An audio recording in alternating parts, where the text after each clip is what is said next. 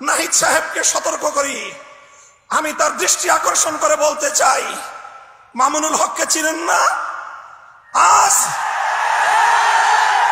আজকে ফ্যাসিবাদ বিলোপ হওয়ার 1.5 মাসের মাথায় আমার বিরুদ্ধে অনলাইনে ফেসবুক কর্তৃপক্ষ সহ ইউটিউব কর্তৃপক্ষ সহ অঘোষিত নিষেধাজ্ঞা জারি করে রেখেছে।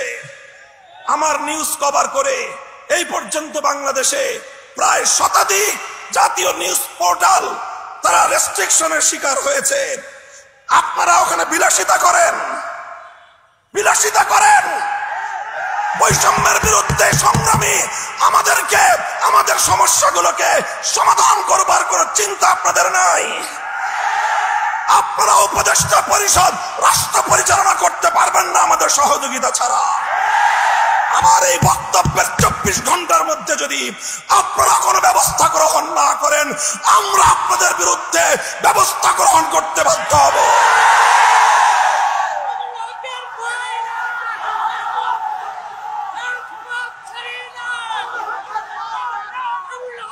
সংগ্রামী সাথী ও বন্ধুগণ, আমরা পরিষ্কার ভাষায় বলি, আন্দোলনে ছিলাম আমরা, সংগ্রামে ছিলাম আমরা, রক্ত দিয়েছি আমরা, কারারুদ্ধ হয়েছি আমরা, অন্যায় অপমানের শিকার হয়েছি আমরা, ষড়যন্ত্রের শিকার হয়েছি আমরা, যুদ্ধ করে বিজয়ের রণাঙ্গনেও ছিলাম আমরা।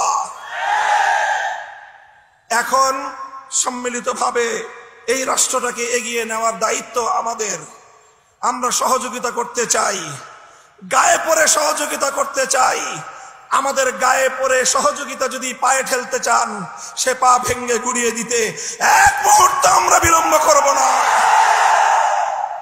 আল্লাহ পাক রব্বুল আলামিন এই বাংলাদেশকে একটি সুন্দর সমৃদ্ধশালী একটি বাংলাদেশ হিসেবে এগিয়ে নেওয়ার তৌফিক দান করুন। আমরা পরিষ্কার ভাষায় বলি, আমরা ইসলামী রাজনীতি করি, এদেশে খেলাফত রাষ্ট্র ব্যবস্থা প্রতিষ্ঠার জন্যই আমাদের জীবন যৌবনকে আমরা উৎসর্গ করতে চাই। আপনারা কে কি রাজনীতি করবেন আপনাদের বিষয়।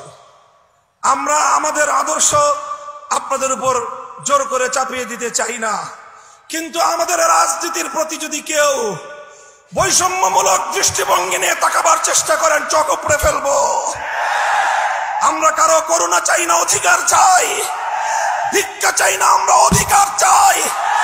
অধিকার যদি সহজে না দেয়, অধিকার আদায় করে নিতে পারি আমরা। রক্তের প্রয়োজন হলে রক্ত দেই, অধিকার আমরা আদায় করে নেই। আমাদের এই কথাগুলো, আমাদের অবস্থান এবং আমাদের এই বাংলাদেশের গণমানুষের সঙ্গে আমাদের রিলেশনটাকে নতুন করে পড়ে নিবেন। যদি কেউ যদি আমাদের ব্যাপারে অন্য কোনো ভাবনা ভাবতে চান, তাহলে আপনাদেরকে রাজপথে মোকাবেলার দাওয়াত থাকলো। সংগ্রামী সাথী ও বন্ধুগণ, একটি সুন্দর বাংলাদেশ গড়ে উঠুক, বৈষম্যহীন বাংলাদেশ গড়ে উঠুক। আর কোন শিক্ষাঙ্গনে তোফাজ্জলদের মতো আর কোন মানুষকে যেন এভাবে বিচার বহির্ভূত হত্যাকাণ্ডের শিকার হতে না হয়।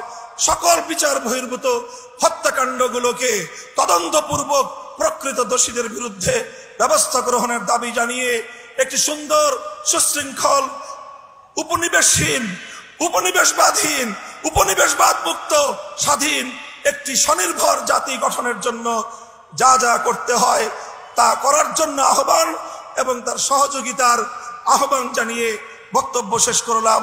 নাসরুম মিনাল্লাহি ওয়া ফাতহুন করিব ওয়া আখিরু দাওয়ানা আলহামদুলিল্লাহি রাব্বিল আলামিন।